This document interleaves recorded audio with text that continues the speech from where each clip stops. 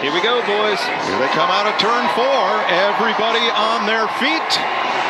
Green flag for the Wurth 400. Well, we talked about it before the race started, Clint, is outside or inside. Well, you see right there, the outside just launched way better, and that'll be the case all day on the restarts.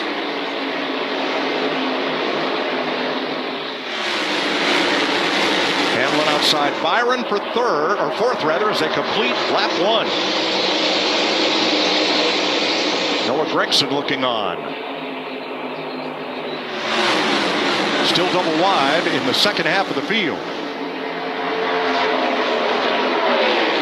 Have to be careful, especially careful early on in these runs. Low air pressure makes those cars even lower yet, especially when you start talking about bumps and things like that. That bump's a little bit worse on the bottom. You see William Byron, the car on the outside of him. That's what you have to be careful of.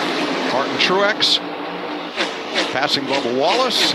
From there on back, still some good two-wide racing here in the early laps.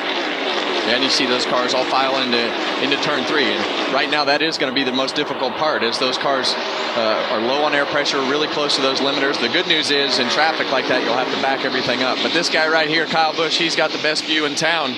Up front, clean air, learning how fast his car can go, because these will be some of the fastest laps of the race, with the racetrack clean and no traffic in front of him. Yeah, this is a racetrack where your car will fall off quite a bit. If your handling is off, that thing takes off in a mad push. It's a beast.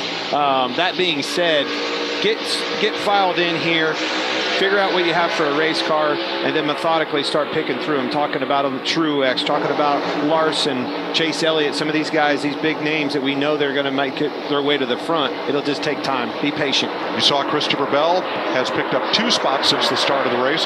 Martin Truex 1. Chase Elliott trying to make a move on Ryan Preece here. That's back at 28th spot. Elliott has not yet advanced, but look at the racing surface in the corner. This track is taking rubber right from the start. Well, that's what a lot of the crew chiefs expected, and we expected as well. With the sun out today and the temperature up, that rubber going on the racetrack, we saw the cars only be able to run about 20 laps yesterday before they corded the tires, so good sign. Kind of a textbook pass Chase Elliott he made on Preece right there. Sometimes a pass will take a couple laps here, Kevin. You can get underneath of him, get your nose in there.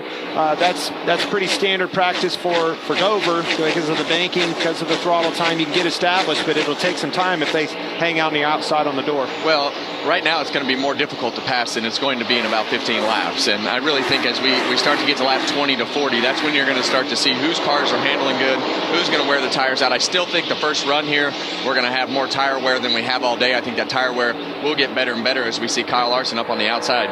19th place. And Ty Gibbs also moving up as you look back at Kyle Larson from his Monster Energy on board. I know it's early, Larry Mack, but with the change in the weather and the question of tire wear, how long do you want this first run to be? Yeah, Mike, I've probably talked to about a third or fourth of the field as far